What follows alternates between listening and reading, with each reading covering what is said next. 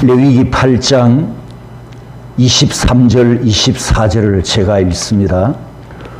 모세가 잡고 그 피를 가져다가 아론의 오른쪽 귓부리와 그의 오른쪽 엄지손가락과 그의 오른쪽 엄지발가락에 바르고 아론의 아들들을 데려다가 모세가 그 오른쪽 귓부리와 그들의 손의 오른쪽 엄지손가락과 그들의 발의 오른쪽 엄지발가락에 그 피를 바르고 또 모세가 그 피를 제단 사방에 뿌리고. 아멘. 마태복음 6장입니다. 마태복음 6장 19절에서 24절까지 제가 봉독하겠습니다. 너희를 위하여 보물을 땅에 쌓아두지 말라. 거기는 좀과 동록이 해하며 도둑이 구멍을 뚫고 도둑질하느니라. 오직 너희를 위하여 보물을 하늘에 쌓아두라. 거기는 좀이나 동록이 해하지 못하며 도둑이 구멍을 뚫지도 못하고 도둑질도 못하느니라. 내 보물 있는 그곳에는 내 마음도 있느니라. 눈은 몸의 등불이니 그러므로 내 눈이 성하면 온몸이 밝을 것이요 눈이 나쁘면 온몸이 어두울 것이니 그러므로 내게 있는 빛이 어두우면 그 어둠이 얼마나 더하겠느냐. 한 사람이 두 주인을 섬기지 못할 것이니 혹 이를 미워하고 저를 사랑하거나 혹 이를 중히 여기고 저를 경히 여김이라. 너희가 하나님과 재물을 겸하여 섬기지 못하느니라. 아멘.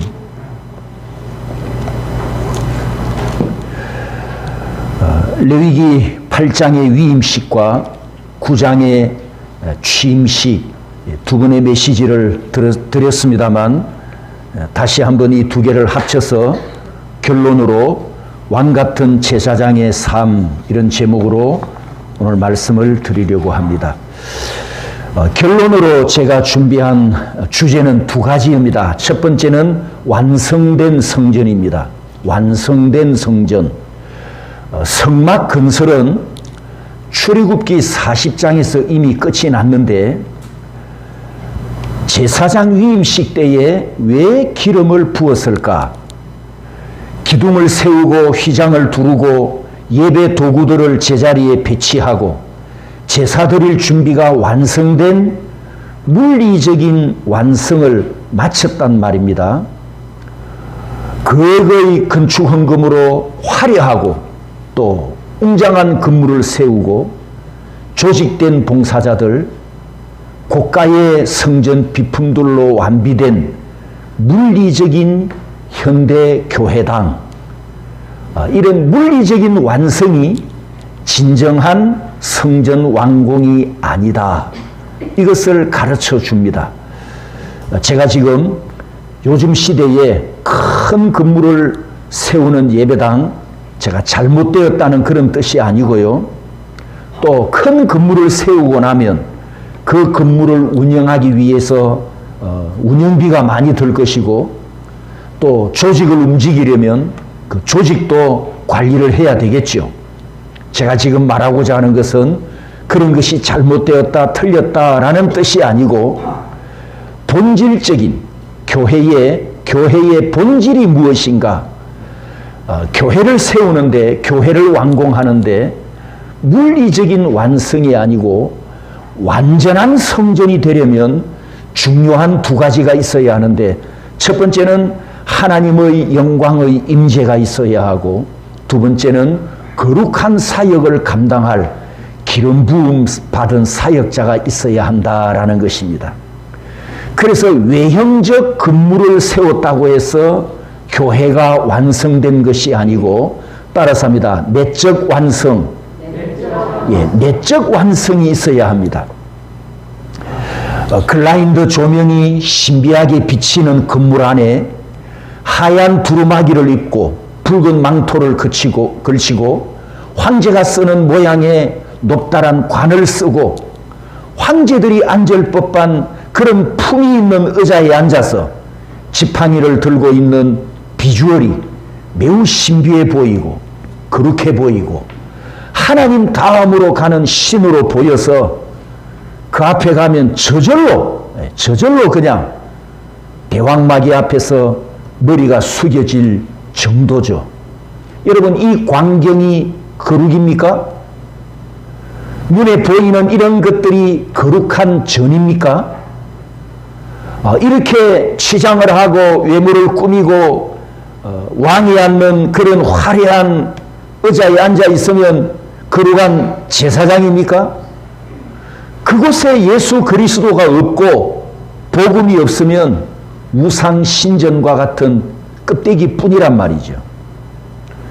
루터가 베드로전서 2장 9절에 있는 말씀을 근거로 모든 그리스도인은 세례를 받음으로 제사장이다, 이렇게 선언했습니다. 그래서 이 이론을 따라서 합니다. 만인 제사장. 우리가 지금 레위기를 공부하면서 구약교회에는 아무나 제사장이 못 되죠. 어느 지파만? 그렇죠. 레위 지파만. 그리고 레위 지파일지라도 또 두 그룹으로 나누어지지요. 제사를 드리고 성전에 들어갈 수 있는 레위인이 있고, 그 다음에 찬송을 하고 성전 기구를 맡고 성전 기구를 운반하고 재물을 관리하는 부수적인 일을 도맡아 하는 레위인이 또 있었단 말입니다. 그러면 그 제사장과 대제사장은 또 레위인 안에서 또 누가 합니까? 누구의 후손? 아론의 후손이잖아요. 그런데 베드로전서 2장 9절에는 너희는 택하신 족속이요 왕같은 제사장들이요 구원받은 모든 성도들이 하나님의 제사장이기 때문에 만인 제사장, 이렇게 부릅니다. 저와 여러분들이 제사장 되었다는 뜻입니다. 그러므로 건물 껍데기를 세우는 것도 중요하지요. 중요한데 더 중요한 것은 하나님이 임재하실 처소로서 내적 완성에 있다라는 것입니다. 두루마기를 걸치면 거룩하고 연기를 자욱하게 피우는 신비로움이 종교 의식적으로 거룩한 것이 아니라 오늘 레위기 본문에 있는 말씀처럼 오른쪽 귓불이, 오른쪽 엄지손가락, 오른쪽 엄지발가락에 피를 뿌리고 기름을 발랐듯이 껍데기 거룩이 아니고 종교 의식적인 거룩이 아니라 하나님께서 왜 기름을 바르고 피를 뿌리라고 하셨느냐?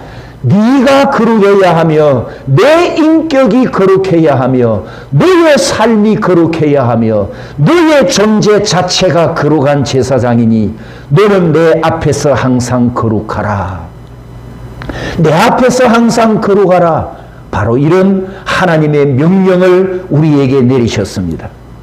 성도 여러분, 진정한 교회는 외형적 껍데기에 있는 것이 아니라는 것을 다시 한번 기억하시기 바랍니다. 내면적인 거룩함을 가진 공동체가 진정한 성전입니다. 거룩한 성도들이 모여서 거룩한 산제사를 하나님 앞에 올려드리는 오늘 이 예배 모임, 이 성도들의 모임인 우리가 성전입니다. 그리스도의 이름으로 모인 이곳에 하나님의 영광의 임재가 있고 그리스도의 이름으로 모인 우리들에게 성령님이 내주하셔서 하나님의 처소로 하나님의 성전으로 삼으신 것이 진정한 성전입니다. 그러므로 우리가 성전입니다. 예수님의 보혈이 나에게 뿌려졌고 성령의 기름 부음을 받은 우리들이 모인 바로 여러분이 성전입니다. 이 건물이 예배를 드리는 장소로 중요하지만 더 중요한 것은 이 건물 안에 있는 내가, 우리들이 하나님의 거룩한 성전이다라는 진리입니다. 그러므로 하나님께서 인정하시는 본질적인 거룩함을 이루기 위해 모든 공동체, 모든 성도들이 함께 힘을 써야 합니다.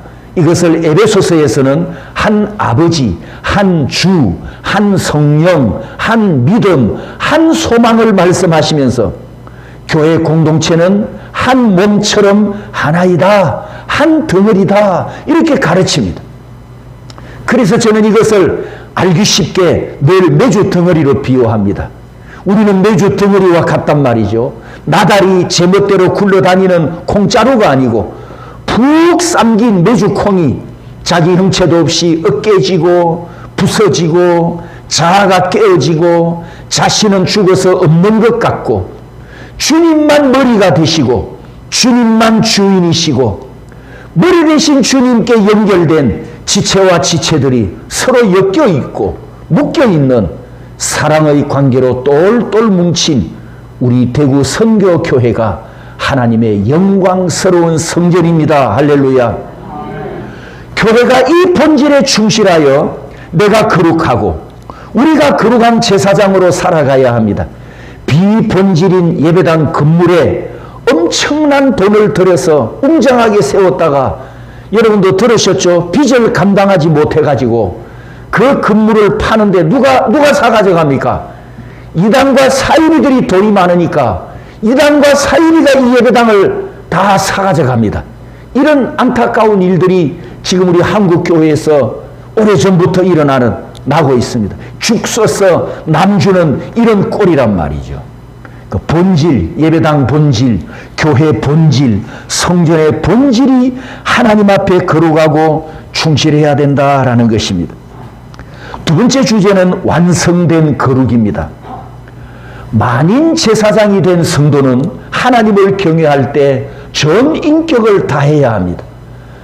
내가 이 세상을 살아가면서 삶의 어느 부분은 하나님을 섬기고 또 다른 어느 부분은 세속을 따른다면 그건 하나가 아니죠. 하나가 한 몸이 아니죠. 또 이럴 수도 있습니다. 어떤 성격은 참 좋은데 또 어떤 성격은 안 좋다. 그것도 온전한 것이 아니잖아요. 온전한 인격이 못 되지요. 레위기 21장 12절에 보면 그 성소에서 나오지 말며 그의 하나님의 성소를 속되게 하지 말라. 이는 하나님께서 성별하신 관유가 그 위에 있음이니라. 나는 여호와이니라. 구약시대 성전은 회막, 건물 성전을 말씀했지만 이 성경 구절을 참 성전인, 신약의 참 성전인 나에게 적용을 해 보십시오. 하나님의 교회와 성령의 전인 나의 몸을 부정하게 하거나 속되게 하지 말라. 이렇게 하나님이 말씀하신 뜻이 되지 않습니까? 그래서 레위기 8장 23절 24절에 아론과 아들들이 제사장으로 위임받는 그 절차 중에 하나, 오른쪽 귓불이, 오른쪽 엄지손가락, 오른쪽 엄지발가락에 위임식 제물의 피를 바르는 것은 그 존재 자체와 전 인격이 하나님 앞에서 거룩해야 한다. 이것을 말씀하셨습니다. 구약 성경에서 이 절차와 닮은 유일한 장면이 하나 있습니다. 우리가 나중에 강의를 듣게 되겠지만 바로 레위기 14장에 나오는 문둥병자의 정결 의식입니다. 여러분이 놀랍게도 대제사장은 구약교회에서 가장 거룩한 직분이지 않습니까? 그 다음에 문둥병은 어떤 병입니까? 가장 비참한 병입니다. 왜? 진 밖으로 쫓겨나는 병이거든요. 이방인과 똑같이 여김을 받는 그런 병이었으니까 병 중에도 제일 비참한 병입니다. 그러면 거룩의 최고봉에 있는 제사장, 부정한 것의 최밑바닥에 있는 문둥병자, 이건 극과 극이란 말이에요. 극과 극. 그런데 놀랍게도 정결케 하는 의식이 똑같다는 것. 정결함을 입는 의식이 똑같다는 것. 그래서 이 두 의식의 공통점은 전 인격을 하나님께 드리고 전 인격이 하나님 앞에서 거룩함을 인정받아야 하는 진리를 가르쳐 줍니다. 부분의 정결, 부분의 거룩함이 아니라 내 머리부터 내 발끝까지 모든 육신과 모든 인격이 거룩함을 입고 하나님께 드려지고 하나님께 바친 자가 되었다는 것입니다. 우리가 이 말씀을 염두에 두고 두 번째 본문인 마태복음 6장 19절 24절을 보면 쉽게 이해할 수 있습니다. 예수님께서 내 보물을 하늘에 쌓아두고 땅에 쌓아두지 말라 하셨습니다. 그 이유를 보물이 있는 곳에 마음도 있기 때문이라 하셨죠. 그리고 이제 결론이 24절입니다. 결론. 우리가 잘 아는 사람이 두 주인을 섬기지 못한다. 하나님과 재물을 겸하여 섬기지 못한다. 예수님께서 이 결론을 통해 말씀하시고자 하는 핵심이 무엇입니까? 두 주인을 섬기지 마라. 못한다. 한 주인만 섬겨라. 하나님만 주인으로 모셔라. 그 요구잖아요. 그런데 19절에서 21절과 결론인 24절 중간에 끼어 있는 내용이 22절, 23절이거든요. 문제는 바로 여기에 있습니다. 끼어 있는 22절과 23절. 이런 내용이죠. 눈이 마음의 등불인데 눈이 성하면 온몸이 밝고 눈이 나쁘면 온몸이 어둡다는 것과 같이 한 사람이 두 주인을 섬기지 못한다. 이 말씀과 대체 어떤 상관관계가 있을까? 예수님께서 눈이 성하다라고 했습니다. 하플루스. 눈이 성하다라는 뜻은 한 겹으로 된 한결 같은 이런 뜻인데, 즉 예수님께서 눈이 성하다고 하는 것은 한 가지만 바라본다 이런 뜻을 갖고 있습니다. 한 가지. 지금 한 주인을 말씀하셨잖아요. 한 주인. 우리 성도들은, 참된 성도들은 한 가지만 바라보는 눈을 가진 자, 한 가지만 마음에 품고 있는 자들입니다. 그렇기 때문에 우리 주인은 한 분, 내가 사랑하는 분은 한 분, 내가 경외하는 분은 한 분, 내가 믿고 의지하는 분도 한 분, 하나님 뿐이지 않습니까? 하나님 외에 다른 주인은 없어요. 하나님 외에 더 사랑할 것이 세상에는 없습니다. 그래서 우리는 하플루스, 이 성한 눈을 가졌단 말이죠. 한 주인만 바라보는 눈. 잠언 10장 9절에 보면 바른 길로 행하는 자는 걸음이 평안하려니와 굽은 길로 행하는 자는 드러나리라. 신약의 하플루스가 구약에서는 완전함, 탐, 잠언 10장 9절에 바른 길로 탐, 이렇게 같은 뜻으로 번역이 되어 있습니다. 그런데 10장 9절에 뒤에 나오는 단어가 있죠. 아카시, 굽은 길 그랬습니다. 굽은 길. 여기서 굽은 길이란 뒤틀렸다, 비틀다, 구부리다 이런 뜻이어서 여러분 두 개의 길이 서로 꼬이고 엉켜있는 이런 상태가 굽은 길, 아카시의 뜻입니다. 유일하신 하나님을 경외하고 우리는 하나님의 뜻대로 살아가는 외길만 걸어가는 인생인데 반해서 굽은 길, 여러 길을 넘나들면서 이 길로 갔다가 저 길로 갔다가 하는 바람에 엉켜버리고 꼬여버린 인생들이 걷는 길이 아카시, 굽은 길이라는 뜻입니다. 성경에 보면 이 굽은 길로 걸어갔던 대표되는 사람이 몇 명이 있습니다. 첫 번째는 여러분이 잘 아는 아간이었습니다. 여리고를 정복할 때 여리고의 모든 것은 하나님께 바쳐야 할 헤렘 제물이었는데 눈과 마음을 빼앗겨 자기 전리품으로 취해버립니다. 아간이 하나님의 것을 훔친 것은 외투 한 벌과 은 200세겔과 금덩이 50세겔이 전부였습니다. 하지만 그가 잃어버린 것은 도둑질했던 은과 외투와 금덩이와 함께 아들들과 딸들과 소들과 나귀들과 양들과 장막과 그에게 속한 모든 재산이 불태워져서 괴로움의 뜻을 가진 아골골짜기가 되어버립니다. 작은 것을 탐하다가 전부 잃어버린 아간이었죠. 여호와를 경외하는 한 길을 걸어가야 할 성도가 두 마음을 품고 두 길을 동시에 걸으려다가 완전히 심판받고 멸망받은 불쌍한 아간이었습니다. 두 번째 사례는 오늘 오전에도 말씀드린 북이스라엘 초대왕 여로보암입니다.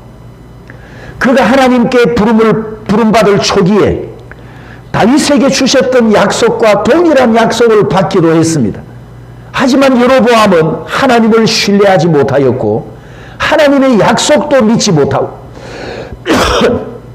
자기 나라와 자기 백성을 자기 힘으로 붙들고 유지해 보려고 황금 송아지를 만들어서 단과 베델에 세워놓고 우리 조상을 애굽에서 구원해낸 하나님이라 이렇게 백성들을 속여서 배교의 죄를 범해버립니다. 즉 여로보암은 하나님의 길과 우상을 숭배하는 두 길을 뒤섞어버린 이런 죄값으로 그 역시 멸망을 당합니다. 신약 성경에 오면 책망받은 라오디게아 교회가 있습니다. 내가 내 행위를 아노니 내가 차지도 아니하고 뜨겁지도 아니하도다. 내가 차든지 뜨겁든지 하기를 원하노라. 여러분, 세상의 길, 이 세상에 있는 길도 내 욕심 때문에 따라가고 싶고, 하나님의 길이 옳은 길이니 이 옳은 길도 걷고 싶고, 이럴 때 두 개를 놓고 어느 것을 선택해야 할까 갈등합니다.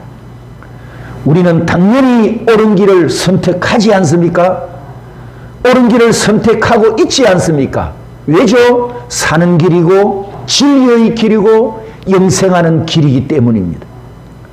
한 길을 걸어가야 되는데, 한 하나님을 경외해야 되는데, 한 길을 걷지 않고 신앙과 탐욕 둘 다 가지려고 양다리 걸치는 것은 아까 잠언에 있는 말씀처럼 멸망의 길, 굽은 길로 행하는 자는 드러나리라. 이 굽은 길은 멸망받는 길임을 알고 우리는 하나님 앞에 바른 길을 걸어가야 합니다. 잠언 28장 18절에서 이것을 명료하게 말씀하였습니다. 성실하게 행하는 자는 구원을 받을 것이나 굽은 길로 행하는 자는 곧 넘어지리라. 성실하게 행하는 자는 한 길을 걷는, 외길을 걷는 그리스도 성도들입니다. 굽은 길은 여러 길을 왔다리 갔다리 양다리 걸치고 살아가는 그런 모습으로 걷다가 넘어지리라. 하나님 앞에 멸망당하리라 라고 말씀하셨습니다. 사랑하는 성도 여러분, 우리가 구원받을 때 보혈의 피가 내 오른쪽 깃뿌리에 뿌려졌고, 오른쪽 엄지손가락에 뿌려졌고, 오른쪽 엄지발가락에도 뿌려졌습니다. 그리고 우리 머리에는 대제사장 아론의 머리에 기름을 부어서 수염을 타고 흐른 것처럼 우리 머리에는 성령님의 기름 부음이 흐르고 흘러 우리를 완전히 적셔버렸습니다. 성령님이 내 안에 임재하셨다는 이 표현을 다르게 표현하면 내가 성령님 안에 퐁당 빠져있다, 이런 뜻이 됩니다. 그러므로 나는 주인이 아니고 나는 왕도 아니고 나는 온전히 성령님의 노예이며 성령님의 종이 되었습니다. 나는 완전히 성령님의 소유가 되었습니다. 그러므로 그분과 함께 행하고 그분과 함께 살아야 합니다. 그분으로 충만하여 인도하심에 순종하고 따라가는 삶이 왕같은 제사장의 복된 삶입니다. 나 같은 죄인을 하나님께서 왕같은 제사장으로 불러주셨고 왕같은 제사장으로 세워주셨으니 감사함으로 기뻐하고 찬송하면서 내 안에 임재하시고 나에게 기름 부음으로 오신 성령님께 완전히 노예가 되어 성령님과 함께 동행하며 살아가는 제사장의 삶을 살아가시기를 주님의 이름으로 축복합니다.